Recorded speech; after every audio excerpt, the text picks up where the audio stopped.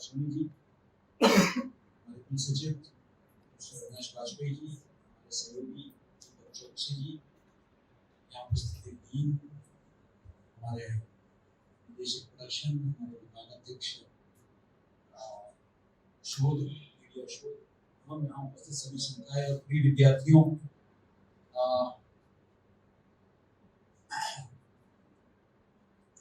मैं तो दो बातें कहना चाहूँगा। सबसे पहले तो मैं यहाँ आने का, एक तो अमिताभ जी स्वयं आए, आज मेरे स्केड्यूल में नहीं था इधर इस कार्यक्रम में आना, लेकिन मुझे जब पता चला कि अमिताभ जी आए, अमिताभ जी का बहुत महत्वपूर्ण भूमिका हमारे चौथे चित्र भारती राष्ट्रीय फिल्म उत्सव के जो सफलता है, विश्वविद्यालय ने जो आयोजित किया, जिसमें विवेक अग्निहोत्री और अक्षय कुमार, अभिनव कश्यप जैसे दिग्गज पधारे हमारे विश्वविद्यालय परिसर में, उस आयोजन की सफलता में बहुत महत्वपूर्ण भूमिका जो है अमिताभ जी की रही। आज उनको इस मंच से मैं धन्यवाद भी जो है मैं ज्ञापित करना चाहता हूँ। दूसरा, अमिताभ जी का जीवन खुद प्रेरणा, एक ऐसा युग जहां ग्रीन कार्ड होल्डर होना, विदेश में पढ़ना और विदेश में फिर नौकरी पाके फंस जाना, ये लगभग हर युवा का एक सपना सा बन गया है। अगर आप आंकड़े देखेंगे तो हिंदुस्तान से सबसे ज्यादा लोग पश्चिम के मुल्कों में जाके फंसते हैं, और ऐसे में एक युवक वहां जाके अध्ययन करता है, वहां कार्यरत होता है, और लगभग एक दशक के बाद वापस अपनी मिट्टी में लौटता है, और लौट के यहाँ कोई बिजनेस नहीं लॉन्च करता है, बल्कि यहाँ के गांव में जाके सेवा करनी शुरू करता है।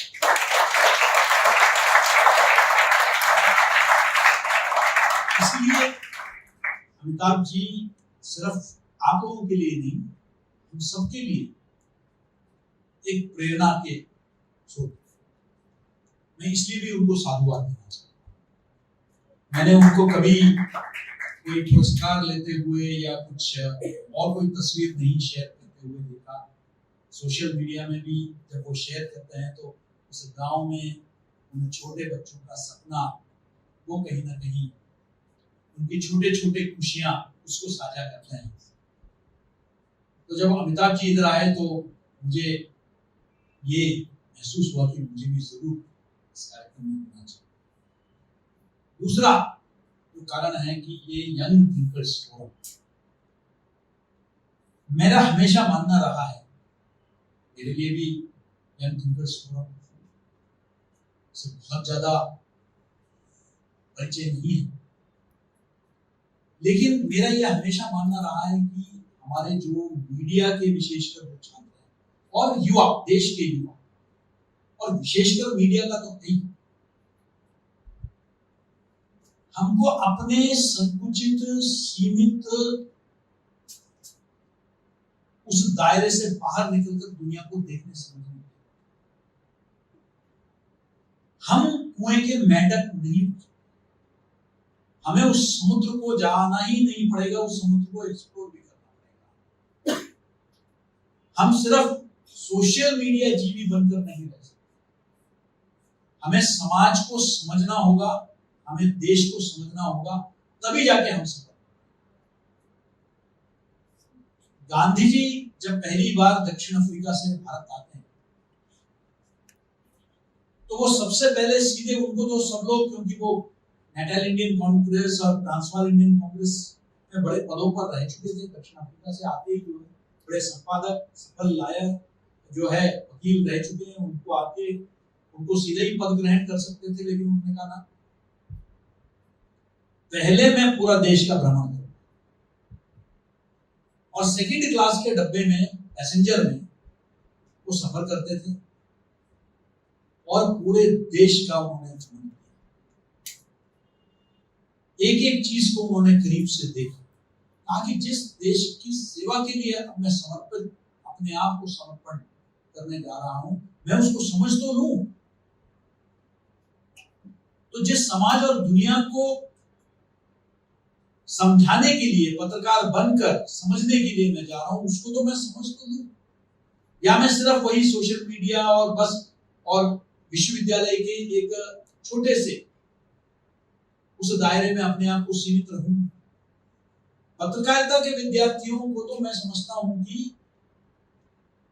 कक्षाओं का महत्व तो है ही, लेकिन कक्षाओं के बाहर भी उतना ही जानने का, सीखने का।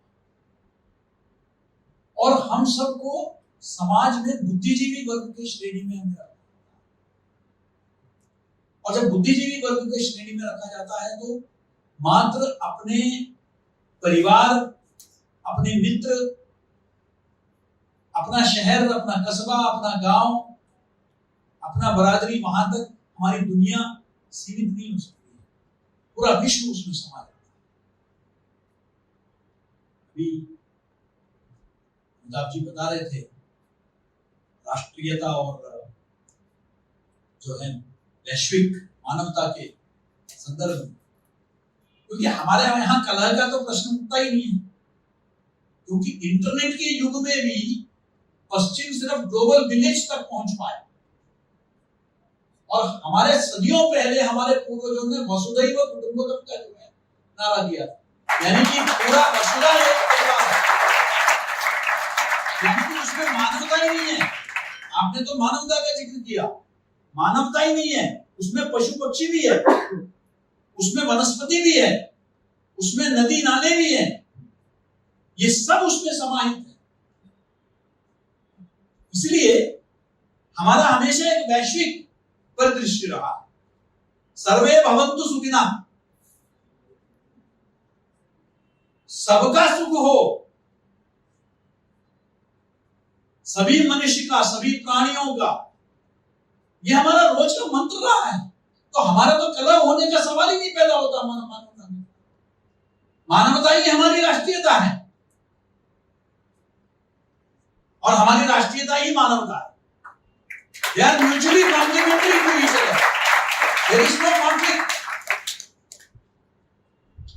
तो इसी प्रकार आपका भी एक वैश्विक परिदृश्य होना चाहिए। इसलिए बहुत आवश्यक है कि इस तरह के जो प्लेटफॉर्म हैं, यहाँ आप लोग सक्रिय भाग लें, सुने, और इस तरह का मतलब मैं सिर्फ यंग थिंकर्स के फोरम की बात ही नहीं कर रहा। जहां जहां आपको अवसर मिले, जहां जहां बौद्धिक विमर्श चल रहा हो, जहां जहां समाज और राष्ट्र से जुड़े विषयों पर विमर्श, विद्वान व्यक्ति आ रहे हैं, वहां जाइए, सुनिए, सीखिए, उसको आत्मसात करने का प्रयास करिए, अपना तर्क तैयार करें। आपको सिर्फ रिसीवर नहीं होना है, आपको आगे चलकर जो है डिसेमिनेटर भी होना, क्योंकि आप आगे जाके भविष्य के पत्रकार हैं। समाज का पिछलग्गू बनना नहीं है, समाज को नेतृत्व प्रदान करने का काम आपको करना है। ये तभी संभव होगा जब आप खुद अपने आप को तैयार करें। दिक्कत क्या हो जाती है कि आज 4 चीजें पढ़ लेते हैं हम सोशल मीडिया में, हमें लगने लगता है कि मुझे तो सब पता। मैं खुद मानता हूं इतने वर्षों के अनुभव के बावजूद भी मीडिया में, एकेडमिक्स में आज भी इतना कुछ सीखने को है, इतना कुछ सीखने को है। एक बार आइजैक न्यूटन ने कहा था कि मैं अपने आप को ऐसा पाता हूं जैसे ज्ञान का समुद्र मेरे सामने है और मैं सागर किनारे कंकड़ गिन रहा हूं। इतना ज्ञान है, क्या थोड़ा बहुत भी हम उसमें से प्राप्त कर सकते हैं? एक जीवन बहुत कम है, इसलिए इतना कुछ है सीखने के लिए। तो अगर एक ऐसा अवसर मिलता है, मुझे लगता है कि उसका लाभ आप लोगों को लेना चाहिए। और विश्वविद्यालय अपनी तरफ से जब भी इस तरह के, हमने लगातार कोशिश किया है कि यहाँ आपके बीच में, चाहे वो अभी हमने अनुसूचित जनजाति आयोग के साथ मिलकर जो जनजातीय स्वाधीनता संग्राम के जो नायक है उन पर हमने कार्यक्रम आयोजित किया, आपको एक पर्सपेक्टिव दे। और वहीं हम बाल अधिकार को लेकर हम यहाँ करते हैं, पॉस्को और अन्य एक्ट्स के बारे में आपको बताते हैं। तो इन सब के बारे में आपका एक बड़ा सा एक विजन होना चाहिए, आपका आउटलुक जो है, आपका जो दृष्टिकोण जो है वो बड़ा व्यापक होना चाहिए, संकुचित और संकीर्ण नहीं होना चाहिए। और ये एक अच्छे विश्वविद्यालय की जो परिभाषा है, कर्तव्य है कि अपने जो विद्यार्थी है उनके अंदर वो गुण पैदा करें। अभी शिक्षक दिवस के दिन मैं कहीं मेरा संबोधन था तो मैंने वहां रख के बताया कि एक अच्छा शिक्षक वो नहीं है जो आपके सभी सवालों का जवाब देता है।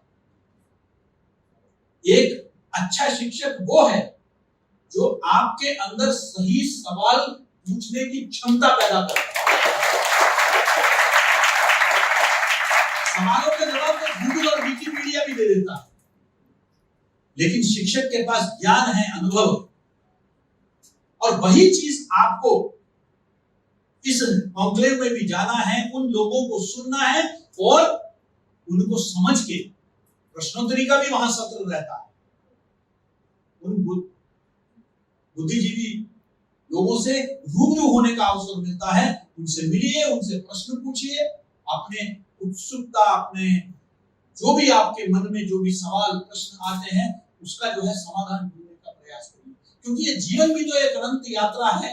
मात्र प्रश्नों का समाधान कभी व्यक्तिगत, कभी सामाजिक, इन सब विषयों को लेकर हम जाते हैं। ये जीवन भर हम सवालों का जवाब ही ढूंढते रहते हैं, और ये यात्रा में आप सब सफल हो, ये मेरी शुभकामना है। और मैं यंग थिंकर्स फोरम में आप जरूर इंदौर जाने का जो है, इंदौर का दिल्ली कॉलेज भी आप देखाएं, इंदौर शहर में जरूर शाम को जो है आपको रजवाड़े में जाना चाहिए, आनंद लीजिए वहां।